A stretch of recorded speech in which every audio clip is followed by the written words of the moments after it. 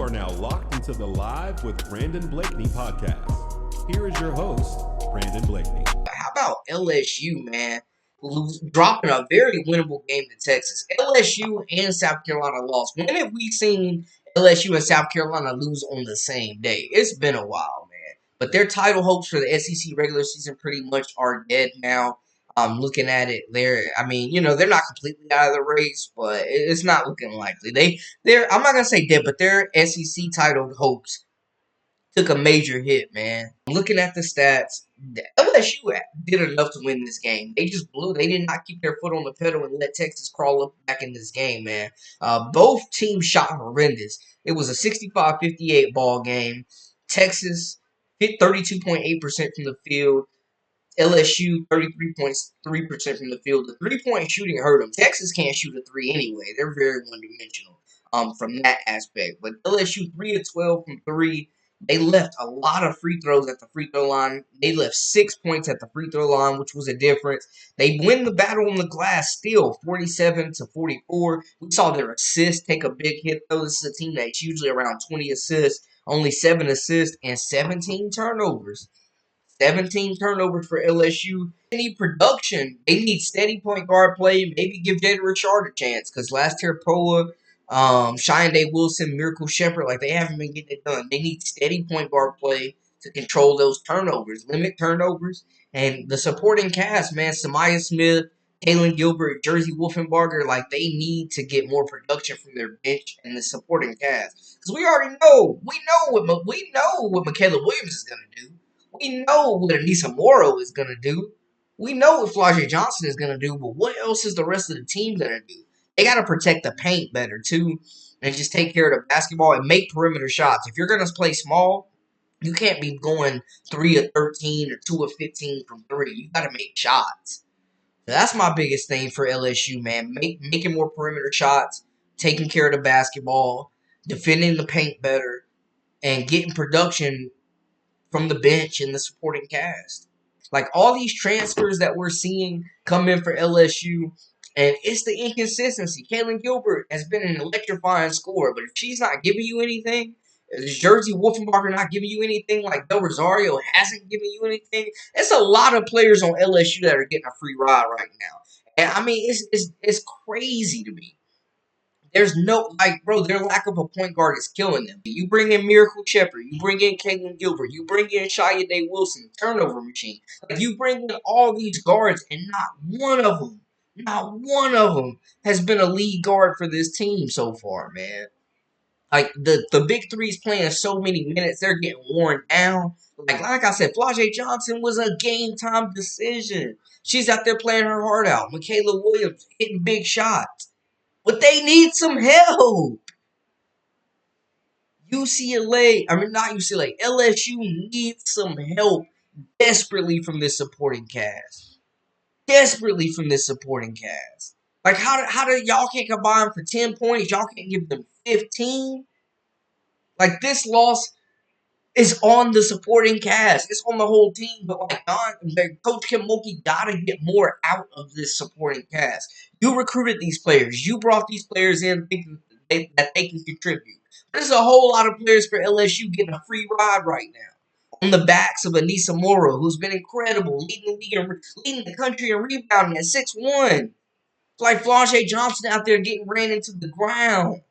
Improved her three-point shooting. Has improved her scoring. Has improved her assist. But she is not the lead facilitator. Not having a point guard is killing you. Killing LSU. I got so many teams on my mind, y'all. I'm sorry. Killing LSU. When the rest of your... you got total 58 points. And you're getting, 3, 6, 8, 9 points. This LSU scored 9 points as a team without their big three. 9 points as a team, bro, without their big three. This is a sham. LSU has continued to struggle with bench production. Some games they do get it, and there is potential here. And the SEC title regular season isn't the end-all, be-all. But, bro, when you're getting 9 points from your team compared to The rest of them from 3 players, like this is trouble. They've been struggling to have a consistent big all year. It's been Anissa Morrow. Getting buckets down low from Anissa Morrow. They've gotten rebound. They win the rebounding battle most nights. But as far as defending the paint and keeping teams and bigs from eating them up down low down there in the paint, getting active, that is definitely something that they've struggled with so far. Absolutely agree. They also committed 22 personal fouls. When LSU had struggled throughout the beginning of the season with steady point guard play and controlling the tempo as far as controlling turnovers and being not so careless with the basketball. You have a very winnable matchup against Texas where you really dominated, man. Flau'jae Johnson was a game time decision for this game, battling a foot injury.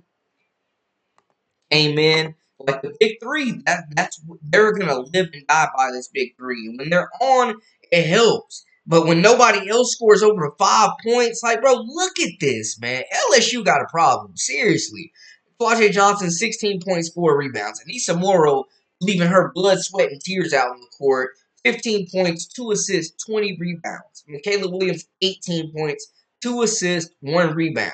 Samaya Smith gave them some good minutes tonight, playing good defense, had some blocks, also grabbed 10 rebounds. Like, she's been playing better, and I got to salute her for that.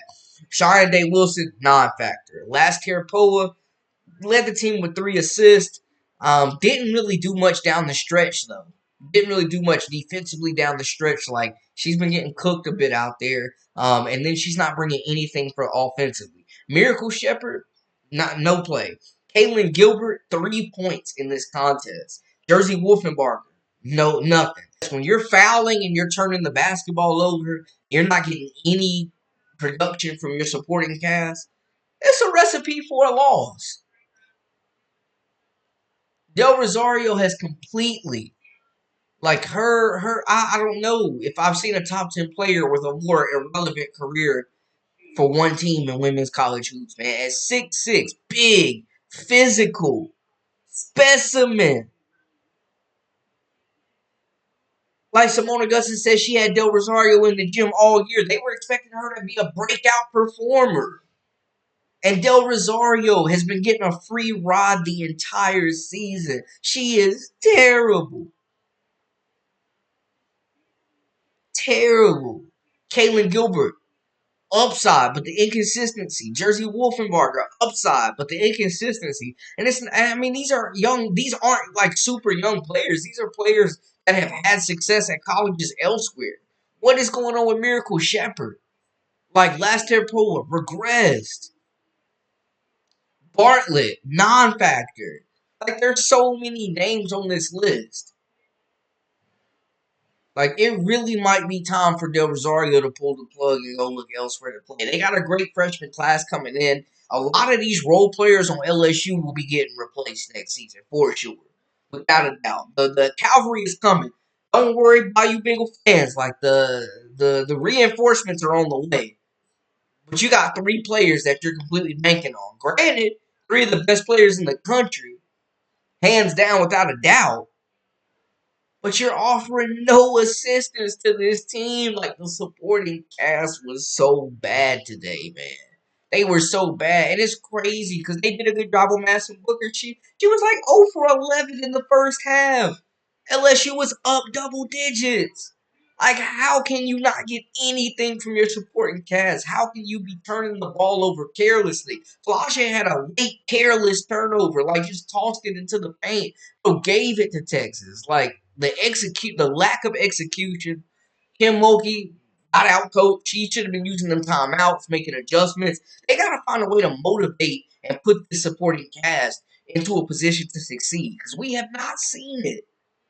We've not seen it at all, man. It's been the big three carrying LSU all year long. These ladies playing dang near 40 points a game. Like, it's a damn shame. It is a damn shame. They got this awesome big three that are putting in work. And then come on, man. And this is Coach Kim Mulkey's fault for not bringing in adequate depth, for not bringing in players that are ready to contribute.